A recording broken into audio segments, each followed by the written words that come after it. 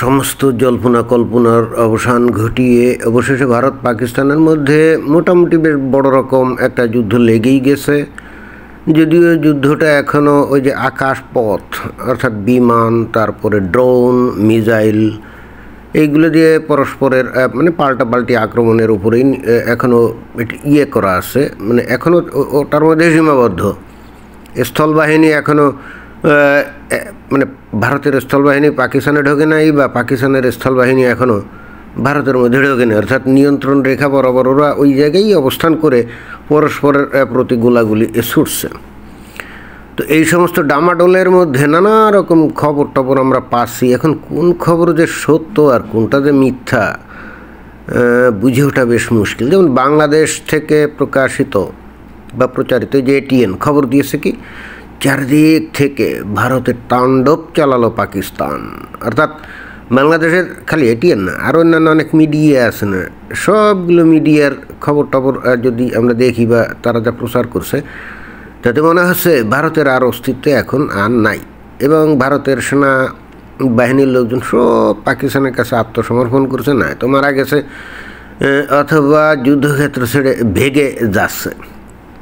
এবার ওদিকে ভারত থেকে প্রচারিত যে একটা চ্যানেল থেকে বলছে যে বালুচিস্তানের স্বাধীন ঘোষণা, পাকিস্তানকে ধুলোয় মিশিয়ে থামবে ভারত। যেখানে বাংলাদেশের মিডিয়া বলছে যে পাকিস্তান একেবারে ভারতকে তুলোধুনা করে দিল, সেখানে এই ভারতের মিডিয়া বলছে যে পাকিস্তানকে একেবারে ধুলোয় মিশিয়ে দেবে। এবং এই সমস্ত মিডিয়াগুলোতে ব্যাপকভাবে প্রচার করা হচ্ছে যে কিভাবে ভারতের মিসাইল এবং ড্রোন গিয়ে পাকিস্তানের বিভিন্ন শহরে, বিশেষ করে রাডার, এগুলো নাকি ধ্বংস করছে, এরকম বলা হচ্ছে। আর একই সঙ্গে বলা হচ্ছে যে পাকিস্তান থেকে আসা যে মিসাইল বা যে ড্রোন, এগুলো ভারত একেবারে তার আকাশ প্রতিরক্ষা ব্যবস্থা দিয়ে সব আকাশেই ধ্বংস করে দিচ্ছে। এবং এ সম্পর্কিত কিছু ওই যে ভিডিও ফুটেজও দেখা যাচ্ছে। এখন এগুলো অরিজিনাল নাকি নকল তা তো বুঝি না, কারণ যেভাবে খই ফোটার মতো ফুটছে বিষয়টা তো এরকম না। এটা অনেকটা ওই যে ওই আয়রন ডোম দিয়ে ইসরায়েল যেমন ওই যে ওই হামাসের রকেট করতো না, ইন্টারসেপ্ট করতো না, ওইটাই মনে হয়। ওইটাই কি দেখাচ্ছে কিনা কে জানে, কারণ দেখলাম যে মানে ভারতের মিডিয়াগুলো দেখাচ্ছে যে আকাশে যেন খই ফুটছে। তো আকাশে তো খই ফোটার মতো ওই আয়রন ডোম তো ভারতের নাই। তাদের ওই যে সর্বাধুনিক S-400 যেটা রাশিয়া থেকে পাওয়া, তাই না? তো সেগুলো দিয়ে কি ছোটো ছোটো ড্রোন ধ্বংস করার জন্য কি অনেক পয়সা খরচ করে কি মিসাইল মারবে নাকি? ওইগুলো দিয়ে বিমান ফেলে দিবে, বা হয়তো ক্রুইজ মিসাইল অথবা ব্যালিস্টিক মিসাইল আসলে সেইগুলা ধ্বংস করবে। এখন আয়রন ডোম কি তলে তলে ইসরায়েল কি ভারতে সরবরাহ করছে? তারপরে এই যে আবার বাংলাদেশ থেকে প্রচারিত আর একটা খবরে দেখা যাচ্ছে কি, ভারতের 3 সেনা ঘাঁটিতে হামলার খবর অস্বীকার করছে পাকিস্তান। অর্থাৎ ভারত পাকিস্তানের বিভিন্ন শহরে আক্রমণ করছে না, একটা দেখলাম যে 15টা শহরে, আর একটা দেখি 9টা শহরে, এরকম নানা রকম বক্তব্য আসছে। তো বাংলাদেশ থেকে প্রচারিত খবর বলছে যে এটা অস্বীকার করছে পাকিস্তান, কিছুই হয় নাই।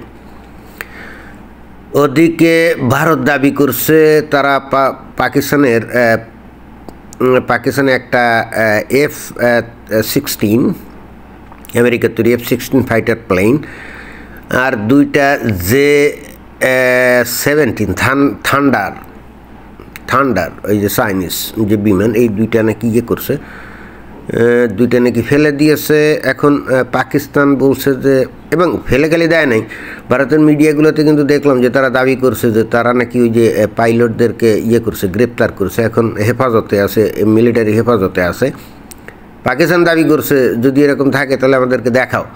আবার অন্য একটা খবরে দেখলাম, মানে ভারত থেকে প্রচারিত, সেখানে দেখা যাচ্ছে যে পাকিস্তানের কোনো একজন সেনা নায়ক, মানে সেনা অফিসার বলছে যে আমাদের 2টা J-17 বিমান ধ্বংস হয়ে গেছে। এখন ওইটা অরিজিনালি পাকিস্তানের খবর কিনা, কারণ এখন তো AI সিস্টেম দিয়ে তো বানানো টানানো যায়, তাই না? কিন্তু বিভিন্ন সূত্রের খবর যেটা মনে হয়, আসলেই মনে হয় যে F-16 এবং J-17 মনে হয় যে ভারত ফেলে দিয়েছে, কারণ তাদের ওই যে S-400 সিস্টেম তো অনেক উন্নত, এগুলো তো বিমান ফেলতেই পারে। ভারতের পক্ষ থেকে বলা হয়েছে যে পাকিস্তান থেকে ছোড়া একটা মিসাইলও নাকি ভারতের মাটিতে পড়েনি। এখন কে জানে, মনে করেন যে 10টা মারলো, 7-8টা হয়তো আকাশে ধ্বংস করতে পারে, কিন্তু 2-1টাও কি পড়ে নাই? বুঝলাম না, 2-1টাও কি মানে ভারতের বুকে পড়ে নাই? কিন্তু একটা জিনিস খুবই গুরুত্বপূর্ণ, সেটা হলো ভারত যে মিসাইলগুলো মারছিল ওই যে 7 তারিখে ওই যে ভারত ওই পাকিস্তান অধিকৃত কাশ্মীর ওই যে মাসুদ আজহার লস্করি তৈবা, জয়সি মোহাম্মদ ইত্যাদির যে জঙ্গি ঘাঁটিমাটি, সেখানে যে কতগুলো মিসাইল মারছিল ওইগুলো কিন্তু একেবারে নিখুঁতভাবে জায়গা মতোই লাগছে। এবং আমরা মানে পরবর্তীতে জানা গেল যে তারা ওই ফ্রান্সের তৈরি স্কাল্প এবং হ্যামার এই 2 ধরনের একেবারে প্রিসিশন গাইডেড মিসাইল দিয়ে আক্রমণ করছিল এবং নিখুঁতভাবে ওই টার্গেটে আঘাত করছে। এবং এখানে একটা বিষয় কিন্তু খুবই ইন্টারেস্টিং, একটা মিসাইল কিন্তু পাকিস্তান ইন্টারসেপ্ট করতে পারেনি, একটাও পারেনি। এবং সেই বক্তব্যটাই দেখলাম যে ভারত থেকে প্রচারিত একটা মিডিয়াতে দেখাচ্ছে যে পাকিস্তানেরই একজন লোক, সে কিন্তু এই কথাটা বলছে যে এটা কোন ধরনের কথা। এতদিন ধরে আমরা শুনে আসছি পাকিস্তানের আকাশ প্রতিরক্ষা ব্যবস্থা অনেক উন্নত, চায়না থেকে MQ-9 কি হ্যান ত্যান কত কি আনছে, এতগুলো মিসাইল এই যে কাশ্মীরে আঘাত করলো একেবারে সুনির্দিষ্ট লক্ষ্যবস্তুতে, কিন্তু একটাকেও ফেলতে পারলো না। বিশেষ করে ক্রুইজ মিসাইল তো অনেক ক্ষেত্রেই ফেলে দেওয়া যায়। এই যে রাশিয়া ইউক্রেনের যুদ্ধে আমরা তো প্রতিনিয়তই শুনি যে অনেক ক্রুজ মিসাইল কিন্তু ফেলে দেয়, তাই না? এমনকি অনেক ক্ষেত্রে ব্যালিস্টিক মিসাইলও ফেলে দেয়। তো যাতে ফেলে দিতে না পারে এই জন্যে ওই যে এয়ার টু এয়ার মিসাইল অথবা সারফেস টু এয়ার মিসাইল, যেটা নাকি এয়ার ডিফেন্স সিস্টেম, তো এইগুলার গতির চাইতে যদি বেশি গতির ক্রুইজ মিসাইল হয়, ব্যালিস্টিক মিসাইল হয়, তখন তো আর ফেলে দেওয়া যায় না। তো রাশিয়া তো এখন সাম্প্রতিককালে ওই সুপারসনিক গতির বা হাইপারসনিক গতির ক্রুইজ মিসাইল তারা তৈরি করছে, যেমন ক্যালিবির তো নর্মাল, ওরা জানি কি হাইপারসনিক মিসাইল তৈরি করছে, ওরেসনিক না কি জানি। তো তারপরে এরকম খবর মানে পরস্পর মানে ভারত থেকে যা বলা হচ্ছে তাতে মনে হচ্ছে যে পাকিস্তানের আর অস্তিত্ব নাই, আর বাংলাদেশ থেকে যা প্রচার করা হচ্ছে তাতে মনে হচ্ছে ভারতের কোনো অস্তিত্ব নেই। এখন আমরা তো বাস্তবে নিরপেক্ষ খবর কোথা থেকে পেতে পারি, আমরা তো আসলে বুঝতেছি না। তবে সার্বিক দিক দিয়ে হিসাব করলে আমার মনে হয় যে পাকিস্তান বিপদেই আছে, যত কথাই বলা হোক না কেন। কারণ আমরা দেখতে পাচ্ছি যে ভারতে সেখানে প্রধানমন্ত্রী, তাদের সেনাপতি, তাদের প্রতিরক্ষা মন্ত্রী, তাদের বিদেশ মন্ত্রী, নিরাপত্তা উপদেষ্টা এই ধড়াক্কা মিটিং করছে, সিদ্ধান্ত নিচ্ছে অমুক করতে হবে, সমুক করতে হবে, সর্বদলীয় মিটিং করছে, তাই না? কিন্তু পাকিস্তানের তরফ থেকে আমরা কিন্তু এইগুলো কিছু দেখি না। শাহবাজ শরীফেরও খবর নাই, তারপর ওদের সেনাবাহিনী প্রধান যে আসিফ মুনির তারও খবর নাই। এবং বিভিন্ন চ্যানেল থেকে বিশেষ এমনকি বাংলাদেশ থেকে প্রচারিত কয়েকটা চ্যানেল থেকে দেখলাম, যদিও অবশ্য মিডিয়া না, মানে নিজস্ব ওই যে প্রতিরক্ষা বিশ্লেষক টাইপের, তারাও কিন্তু স্বীকার করলো। আর ভারত থেকে তো করছেই, আসিম মুনির নাকি পালিয়ে গেছে, অথবা তাকে নাকি পাকিস্তানি সেনাবাহিনী গৃহবন্দী করে ফেলছে, কারণ তার ফাজলামির কারণেই নাকি আজকে পাকিস্তানের এই অবস্থা। এবং তার বিরুদ্ধে পাকিস্তানের সেনাবাহিনীর মধ্যে প্রচণ্ড রকম বিক্ষোভ।